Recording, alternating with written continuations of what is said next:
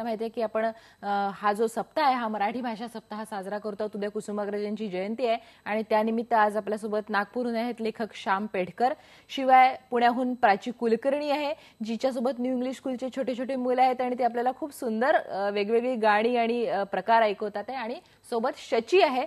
शची ही काही कोळी गीतं आपल्याला ऐकवणार आहे। मुश्ताक, शची तू काय ऐकवणार आहेस आम्हाला आता? मुश्ताक, मी आता इथे वरळीच्या कोळीवाड्यात उभी आहे आणि मुंबईतले जे मूळ रहिवासी म्हटले जातात कोळी आणि आगरी लोक ते माझ्याबरोबर आता आहेत। माझ्याबरोबर चरित्र नावाचा एक कोळी आहे, तो आपल्याला सांगणार आहे। चरित्र, मला सांग तुमचं कसं रुटीन असतं, कोळी भाषा आणि थोडी संस्कृती त्याच्याबद्दल सांग। कसं जाता तुम्ही मासे पकडायला समुद्रावर? उदरनिर्वाह तर माशांवरती असतं। मासली पकडायचे आमचे 3 टाइम असतात, एक सकाळी, दुपारी आणि रातच्याला जायला लागतं आम्हाला। आणि जाताना आम्हाला पहिला आमच्या गावदेवीचा अर्ज घ्यायला लागतो।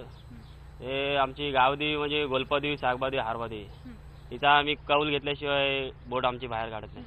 आणि मला सांग, तू हे तुझ्या हातात वल्ल आहे आणि हे तू घातलंय, याला काय म्हणतात, काय नक्की एक्झॅक्टली? याला सुरका म्हणतात। अच्छा, आमचा युनिफॉर्म आहे।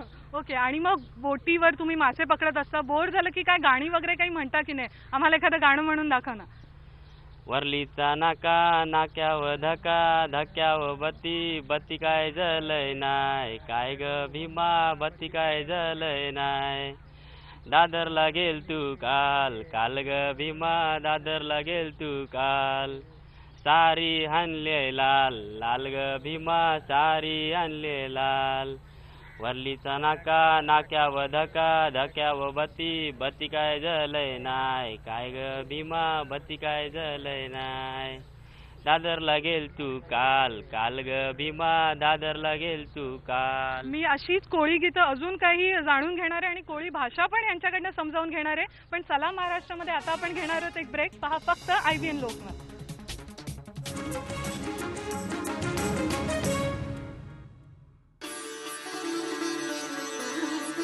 मी विचारितच आहे आजीला, आजी देव म्हणजे काय? धगधगणाऱ्या चुली पुढे भाकऱ्या बडवताना म्हणायची माझी अशिक्षित आजी, मंगेशा तू पोटभर जेवलंस म्हणजे माका देव पावता।